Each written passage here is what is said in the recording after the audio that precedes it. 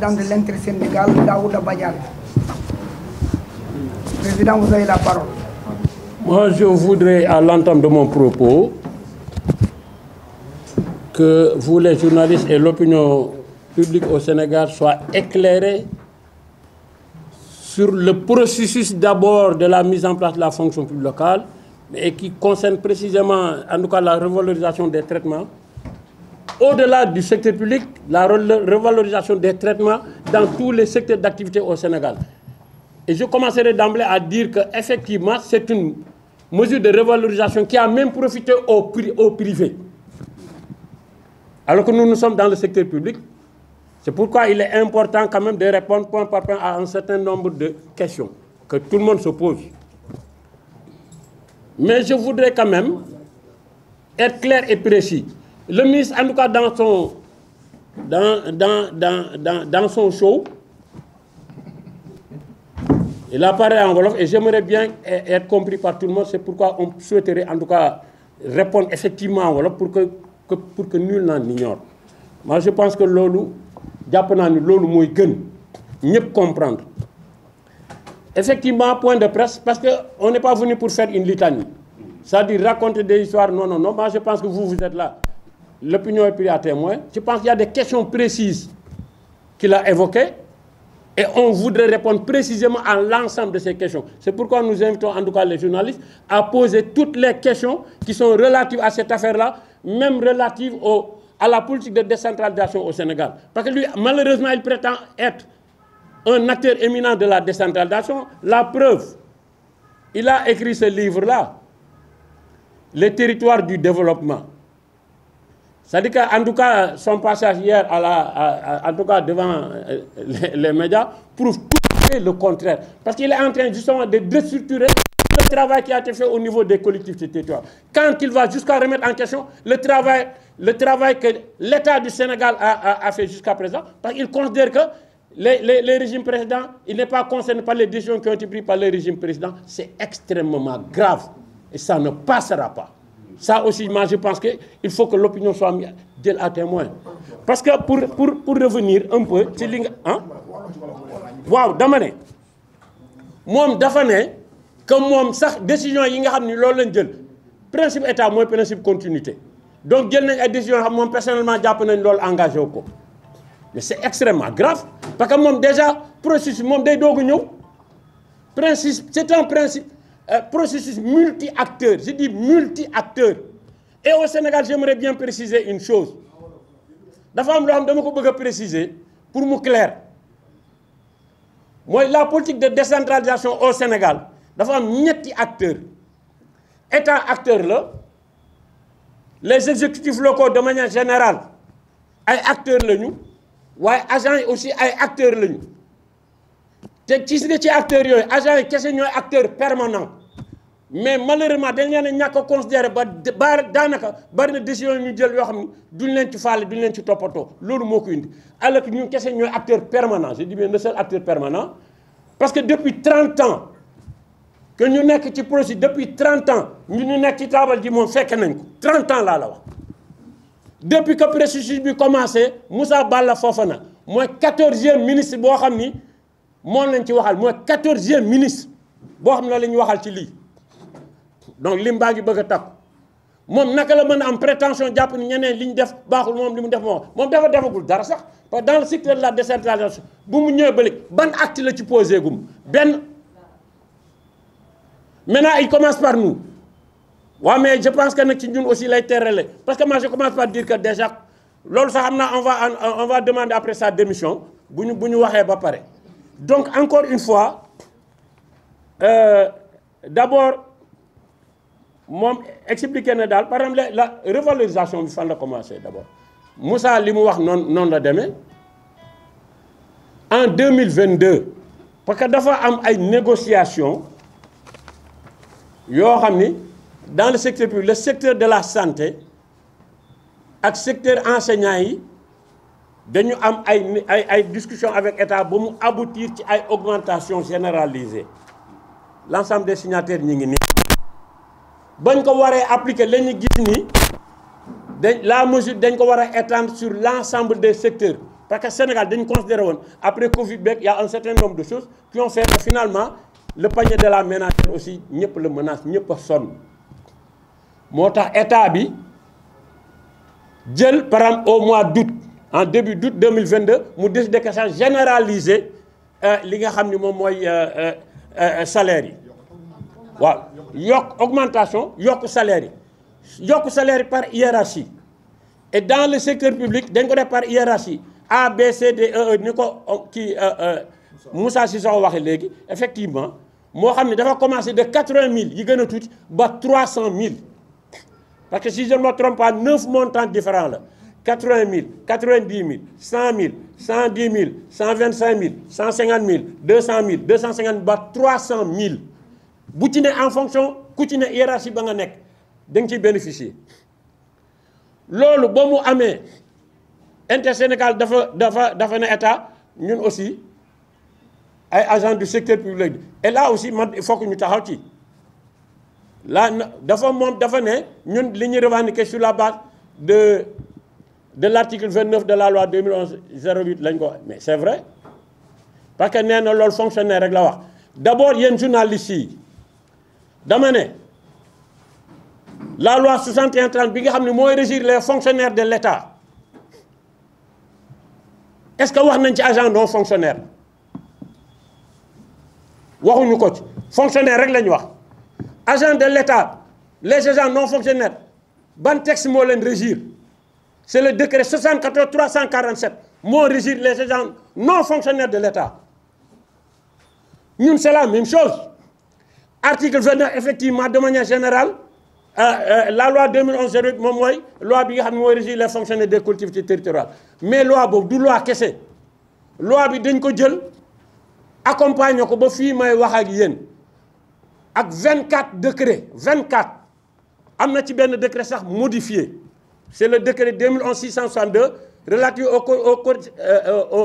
au cadre de l'administration générale loolu maa boo xam ni mën nañ mais 24 décrets yi dafa am décret boo xam ne moom la ñu 2012-284 mooy régir les agents non fonctionnaires agents non fonctionnaires yi nag mooy un agent non fonctionnaire mooy lan dañ ko recruter par rapport à un corps de fonctionnaires le corps de référence boobu lañ lay laaj moom ni ñuy fayee agent boobu bu état bi noonu lañ lay fayee exactement quelle est la différence entre un agent non fonctionnaire et agent fonctionnaire au Sénégal xam nga lan mooy différence régime de retraite ni ñuy retraité kese amul beneen différence intersyndical ci loolu la première génération de fonctionnaires au Sénégal naka lañ leen désigner parce que dafa am chaque fois dama ne corps kenn du constituer benn corps mu vide moo tax loi bi dafa prévoir par exemple la loi 2011-08 en son article 24 dafa ne pour la constitution initiale d'un corps on peut déroger aux conditions normales de recrutement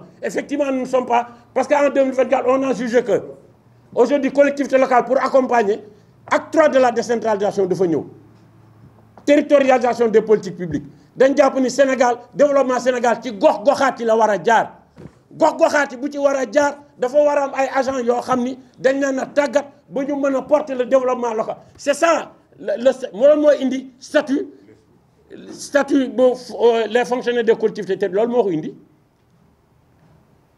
personnel d'abord il faut un statut clair et harmonisé statut clair c'est la loi 2011-08 harmonisé parce que harmonisé xam nga loolu mooy lan dafa indi ce qu'on appelle le principe de la parité mooy parité entre la fonction publique de l'État et la fonction publique locale le principe de l'unité mooy lan principe unité mooy les règles de gestion les règles et méthodes de gestion dans toutes les collectivités territoriales du Sénégal ñoo yem c'est comme état parce que la différence entre l'État et les collectivités territoriales aussi lu jar ñu expliquer leen ko la état employeur unique la état ñiy liggéey ci moom benn employeur la waaye collectivité locale seen drame moom mooy 601 collectivité locale la 601 employeurs la ñu am et malheureusement le principe de l'unité est bafoué. jërëjëf léegi li ma ciy wax mooy du bari parce que on a préféré tey ñun bu ñu dajee lu ci bari ñu wax ko ba expliquer ko sax ci wolof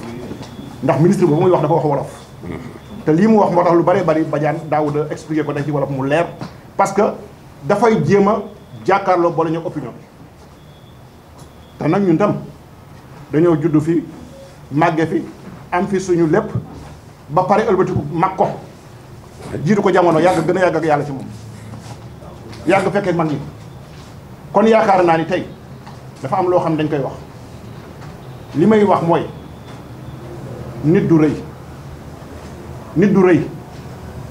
te li ñu gis ci Moussa Balla Fofana rëy la ñu gis ci moom. Président de l'Intersénégal, Daouda Badiane. Président, vous avez la parole.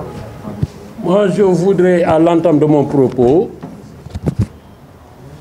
que vous, les journalistes et l'opinion publique au Sénégal, soient éclairés sur le processus d'abord de la mise en place de la fonction publique locale, et qui concerne précisément, en tout cas, la revalorisation des traitements. Au-delà du secteur public, la revalorisation des traitements dans tous les secteurs d'activité au Sénégal. Et je commencerai d'emblée à dire qu'effectivement, c'est une mesure de revalorisation qui a même profité au privé. Alors que nous sommes dans le secteur public. C'est pourquoi il est important quand même de répondre point par point à un certain nombre de questions que tout le monde se pose. Mais je voudrais quand même être clair et précis. Le ministre, en tout cas dans son show,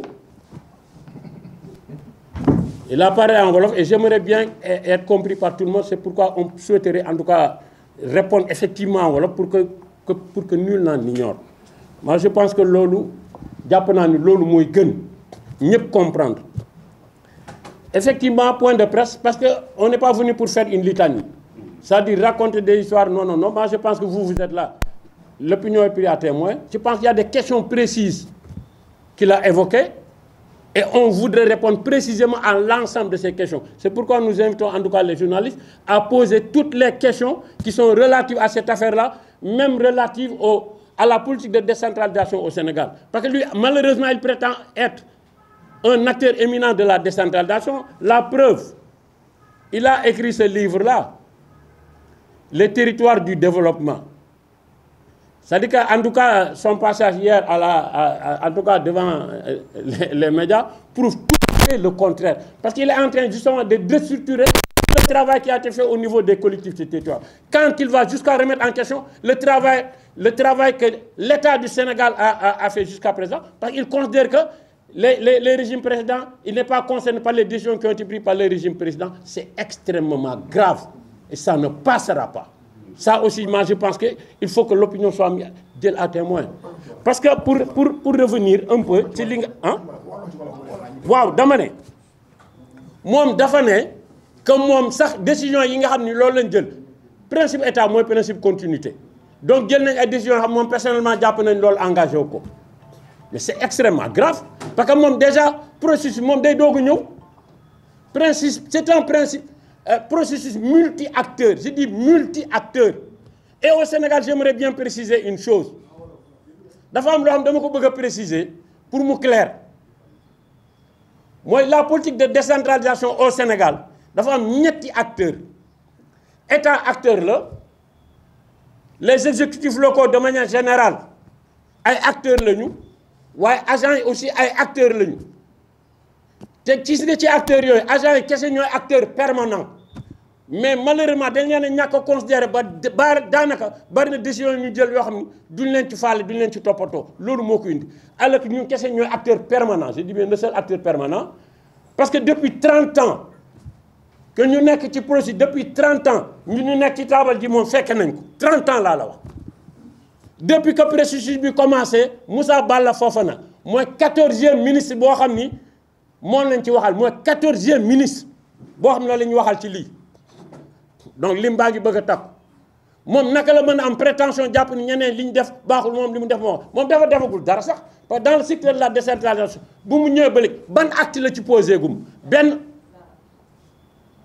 maintenant il commence par nous wa mais je pense que nak ci ñun aussi lay terrelé parce que moi je commence par dire que déjà lolu sax amna on va demander après sa démission buñu waxé ba paré donc encore une fois d'abord mom expliquer na dal par exemple la revalorisation bi fan la commencer d'abord Moussa limu wax non la démé en 2022 parce que dafa am ay négociations yoo xam ni dans le secteur public le secteur de la santé ak secteur enseignant yi dañu am ay discussions avec état ba mu aboutir ci ay augmentation généralisée l'ensemble des signataires ñi ngi nii bañ ko waree appliquer la ñu gis ni la mesure dañ ko war a étendre sur l'ensemble des secteurs parce que Sénégal dañu considéré woon après Covid beeg y a un certain nombre de choses qui ont fait que finalement le panier de la ménagère aussi ñëpp la menace ñëpp a sonn moo tax état bi jël par exemple au mois d'août en début d'août 2022 mu décidé que ça généraliser li nga xam ni moom mooy salaire yi waaw yokk augmentation yokk salaire yi par hiérarchie et dans le secteur public dañ ko def par hiérarchie A B C D E ni ko kii Moussa Cissokho waxee léegi effectivement moo xam ne dafa commencé de 80 000 yi gën a tuuti ba 300 000 parce que si je ne me trompe pas 9 montants différents la 80 000 90 000 100 000 110 000 125 000 150 000 200 000 250 000 ba 300 000 bu ci ne en fonction ku ci ne hiérarchie ba nga nekk da nga ciy bénéficier loolu ba mu amee Intersénégal dafa ne état ñun aussi ay agents du secteur public et là aussi man il faut que ñu taxaw ci là dafa ne ñun li ñuy revendiquer sur la base de l'article 29 de la loi 2011-08 lañ ko mais c'est vrai parce que nee na loolu fonctionnaire rek la wax d'abord yéen journalistes yi dama ne la loi 61-30 bi nga xam ne mooy régir les fonctionnaires de l'État est-ce que wax nañ ci agent non fonctionnaire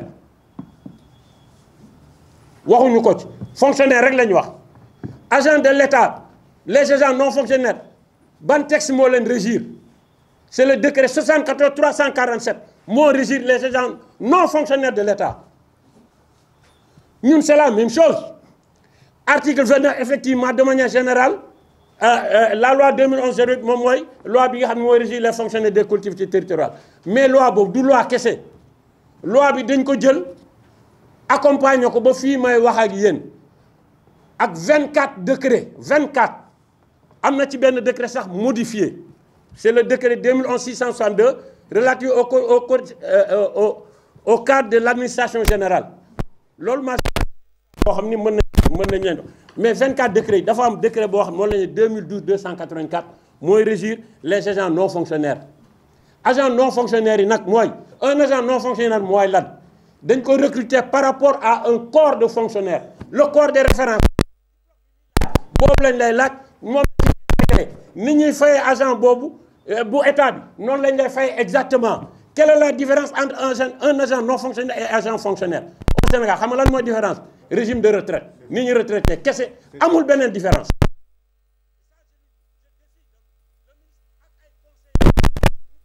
intersyndical ci loolu la première génération de fonctionnaires au Sénégal naka lañ leen désigner parce que dafa am chaque fois dama ne corps kenn du constituer benn corps mu vide moo tax loi bi dafa prévoir par exemple la loi 2011-08 en son article 24 dafa ne pour la constitution initiale d'un corps on peut déroger aux conditions normales de recrutement effectivement nous ne sommes pas parce qu'en 2024 on a jugé que aujourd'hui collectivité locale pour accompagner acte 3 de la décentralisation dafa ñëw territorialisation des politiques publiques dañ jàpp ni Sénégal développement Sénégal ci gox-goxaat yi la war a jaar gox-goxaat yi bu ci war a jaar dafa war a am ay agents yoo xam ni dañ leen a tàggat ba ñu mën a porter le développement local c'est ça loolu mooy indi statut bu les fonctionnaires des collectivités loolu moo ko indi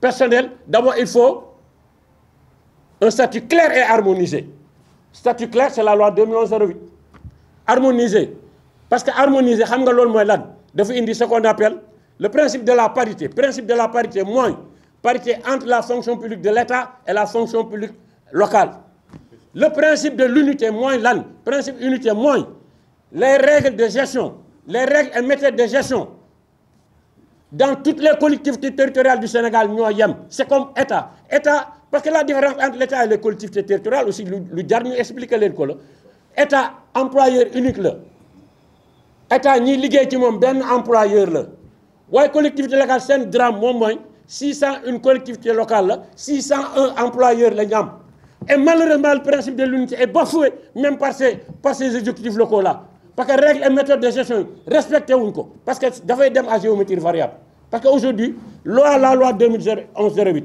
dafa am un certain nombre d'avantages yoo xam ne da ko jox kii dañu nekk dans des cadres aujourd'hui c'est 11 cadres dañu wax de cette ils ont ñun dañu am ce qu'on appelle aujourd'hui la garantie statutaire et la permanence de l'emploi mooy boo agent ni nga ko jëlee mënoo koo dàqe noonu parce que dafa am ay droits yu ko protéger agent bi dafa am droit à la formation parce que aujourd'hui on considère que même la formation dootul sax dépense c'est pas une dépense ordinaire mais là dépense extraordinaire la parce que la formation dañ jàpp ni investissement la parce que da ngay investir ci les ressources humaines pour que ñu nekk ay kii de qualité donc dafa am droit à la couverture sociale la couverture sociale c'est quoi que chaque agent dafa am droit ci prise en charge médicale bu fekkee dafa feebar moom ak njabootam dafa am droit à une prise en charge médicale boo xam ne 80% supporté par la collectivité territoriale et puis déjà même pour les concernant les collectivités locales dafa am loo xam ne sax y a une disposition particulière parce que dañ ne dans les centres de santé et les postes de santé les soins sont gratuits pour le personnel ak seen famille gratuit je dis bien nous savons tous que ça ne se passe pas dans les collectivités territoriales couverture médicale à part la ville de Dakar et quelques communes l'essentiel des collectivités locales amuñu benn couverture sociale loolu mooy dëgg le problème de la gestion des carrières et tout cela mais on gère pas les carrières et maintenant li ko indi c'est parce que effectivement l'agent municipal la gestion carrière am ça fait défaut parce que le processus d'encadrement n'est pas à la hauteur parce que les actes yi nga xam ni maire yi ñoo koy jël qui sont totalement contraires à la loi parce que tous nos problèmes là au-delà de l'État c'est les maires aussi non ñoo wàccoowul ak lii parce que la preuve parce que pour revenir un peu sur les dispositions de l'article 29 tous les avantages accordés aux agents de l'État sont accordés d'office aux collectivités territoriales mais dafa am article 30 dafa ne les avantages auxquels nous avons droit sont à la charge de la collectivité territoriale ou du service utilisateur et ça ils ont joué le très mauvais rôle mooy lan am na ci maire yoo xam ils avaient accepté effectivement de payer parce que quand on a rencontré l'association des maires du Sénégal ils avaient demandé à ce que les maires se conforment à la loi Mamadou Talla bi fi nekkoon a fait une lettre circulaire pour demander à toutes les collectivités locales de prendre leurs responsabilités et de payer en fonction de leur xam nga lan moo ci génn dugal état ce que nous le demandons encore une fois il faut que ça soit très clair article 30 c'est très clair waaye lan moo ci boole état ce que le ministre n'a pas dit parce que déggu leen fenn mu wax il n'a pas cité par exemple le code général des collectivités territoriales code général des collectivités territoriales dafa am li ñu naan article 282 dama bëgg ngeen mentionné ko bu baax moo ne bis bu état jëlee mesure boo xam ni dafay impacter ci gestion collectivité locale yi état da koy accompagner c'est en vertu des dispositions de l'article 282 moo tax ñu ne état accompagner mesure bi yaa ko jël te xam nga ni collectivité territoriale attanuñ ko loolu moo ci dugal état mais l'état mooy garantir les lois et règlements de ce pays-là dama ne il menace pour dire que nous ne sommes pas légaux parce que dem na bay wax ni woy j'avais instruit les préfets les gouverneurs dama ne amuñu benn compétence pour gérer effectivement le personnel munu ko dama ne mais dama ne le ministre na ma répondre l'administration territoriale a failli au Sénégal naka la fay parce que déjà il dénonce la plupart des actes yi nga xam dañ ko jël dans les collectivités territoriales c'est des actes qui sont soumis au contrôle de légalité selon les dispositions des articles 283 et 243 et 244 du code général des collectivités territoriales mënoo jël acte qui est soumis au contrôle de légalité le contrôle de légalité est exercé par qui c'est l'administration territoriale les préfets les gouverneurs loolu mooy seen liggéey agent bi kii def na recrutement est-ce que jaar na ci yoon les actes yi ñuy jël concernant agent yi wala les actes de gestion yi ñuy jël est-ce que jël nañ ko en conformité avec la loi c'est ça le travail de l'administration territoriale ils ne l'ont pas fait parce que quand ils dénoncent même ay effectifs pléthoriques mais ils n'ont absolument compris parce qu'aujourd'hui pour revenir un peu sur la liste des 16 000 Mais au Sénégal, on manque d'ambition. Ce qui se passe ailleurs. Je donne l'exemple de la ville de Paris. C'est plus de 50 000 agents. Ville de Paris, qu'est-ce que c'est là? C'est plus de 50 000 agents. Oh, lui, il parle de 16 000 agents. Maintenant, je reviens aux chiffres. Boundiak, il dit que, oui, le recensement. Mais effectivement, mais recensement, recensement, on ne s'est pas réveillé un peu. Parce que le ministre devait bien arrêter. Arrêter, moi, je sais comité technique. Parce que si nous avons droit, nous avons droit, parce que la définition du périmètre. Qu'est-ce que le périmètre nous devons définir? Nous avons droit à la révolution et nous avons droit. Donc il fallait faire un recensement. Mais il fallait d'abord définir quand nous avons droit et quand nous avons droit. C'est pourquoi là, les chiffres là, vous pouvez retenir les chiffres qui vous répondre point par point. Si définir le périmètre, moi, au même titre que parallélisme des formes, État, agents fonctionnaires bénéficient de la revalorisation, agents non fonctionnaires bénéficient de la revalorisation.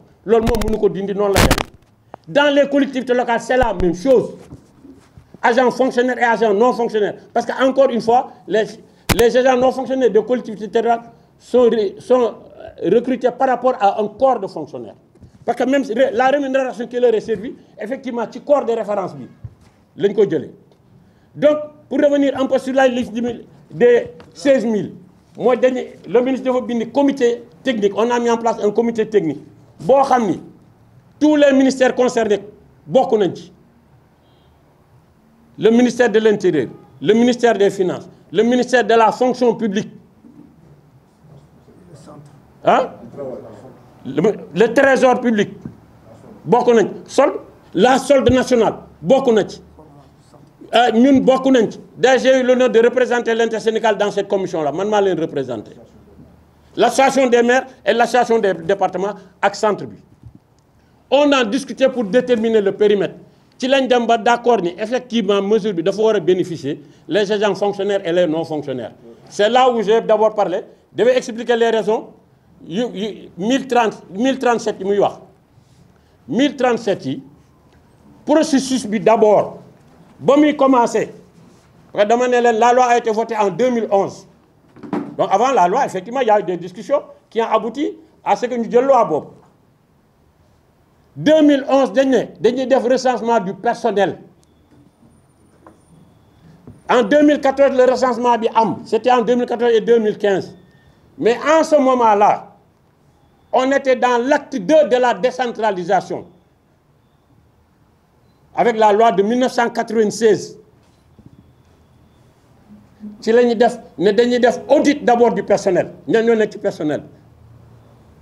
Si nous avons audit, parce qu'il y a au moins près de 11 000 agents qui ont été recensés en ce moment-là. Mais parmi ces 11 000 agents, nous avons fonctionnaire. Donc, acte de volontariat. Là. Ce n'est pas parce qu'il y a un profil que vous êtes fonctionnaire. Bien qu'on ait fait, effectivement,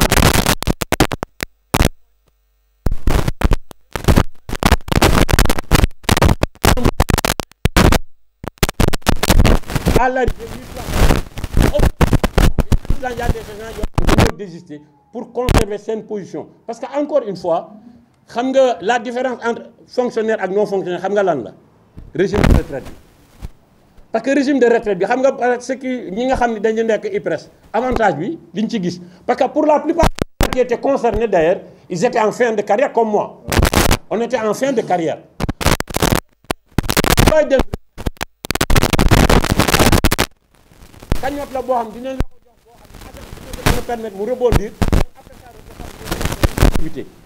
Alors que le Fonds national de retraite,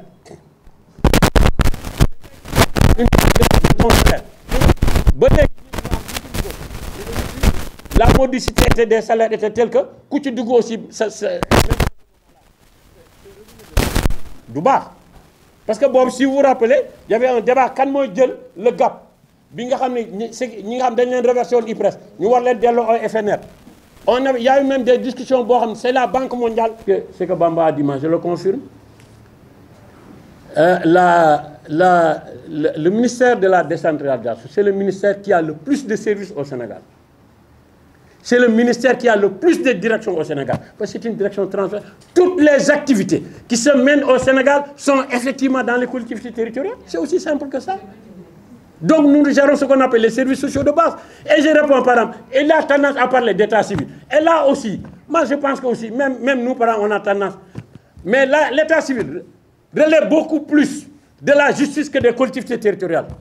Il y a ce qu'on appelle, il y a un juge de l'état civil. Les actes d'état civil sont soumis à l'appréciation du juge, pas à l'appréciation du ministre ou des maires. Donc ça relève beaucoup plus de la justice. Donc encore une fois, nous wax le deug ni mu démé état civil dama né juge d'état civil mo am non les actes d'état civil ban maire moko juger aucun maire n'a cette capacité là c'est juge moko délivrer juge moko entériner c'est exactement comme ça. Donc il faut pas que nous tromper parce qu'il a tendance à injustice ouais la réforme de l'état civil nangam mais dit il met l'état Sénégal day joxe ay réforme yu am accompagner wu ko. Aujourd'hui, encore une fois, fonds de dotation, fonds de concours, 100 milliards. 100 milliards. Fonds de dotation, fonds de concours, plus les risques de l'État. Un moment où l'État du Sénégal engrange plus de 7 000 milliards.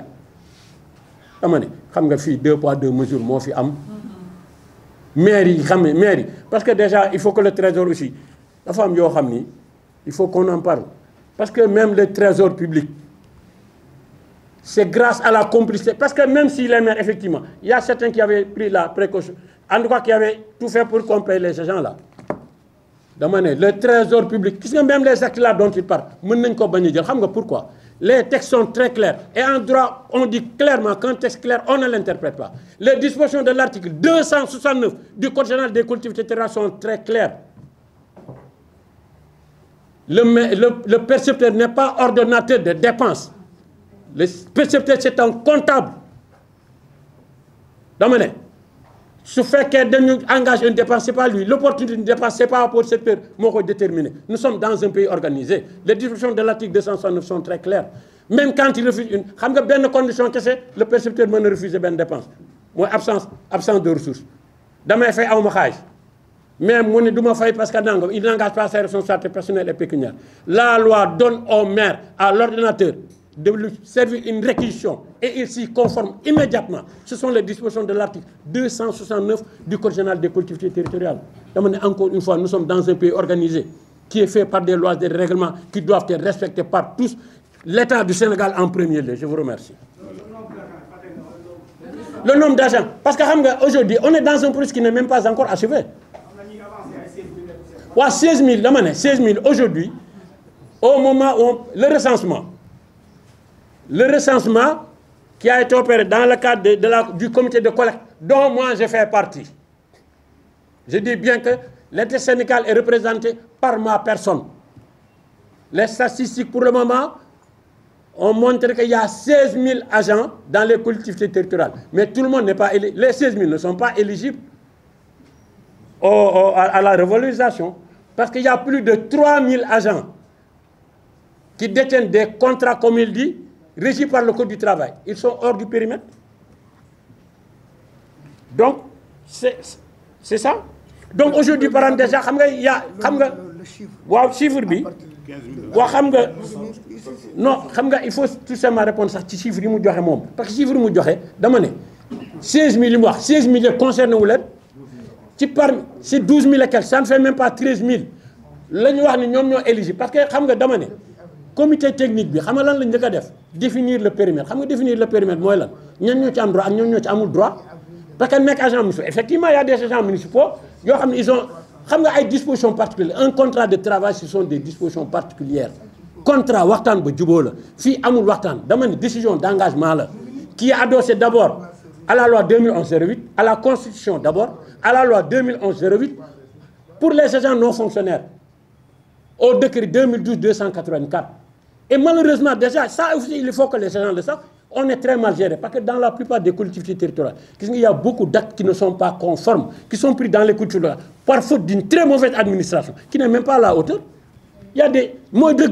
Parce que les secrétaires municipaux, avec les DRH et tout cela, qui ne sont même pas à la hauteur.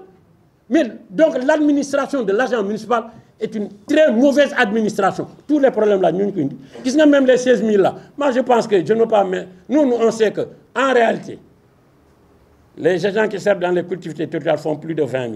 Lolo, Agogunti.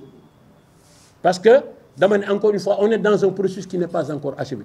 Qu'est-ce que le processus, encore une fois, on a fait tout dernièrement un diagnostic de la fonction publique locale. Mais aujourd'hui, on considère que tous les agents qui sont dans les collectivités territoriales doivent être intégrés et titularisés dans les corps qui composent l'équipe. Parce que même s'il y a ce qu'on appelle les sans diplôme ou ceux qui ont bénéficié du QI là, l'article 24 revient encore pour dire pour la constitution initiale. On peut déroger aux conditions normales. On met tout le monde.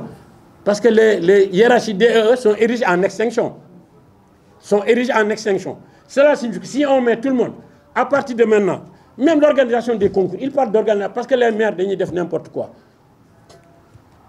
Il y a un décret. Gis nga décret yi ñi ñëk jël ci 2011. C'est le décret 2011-660 moo organisé les concours.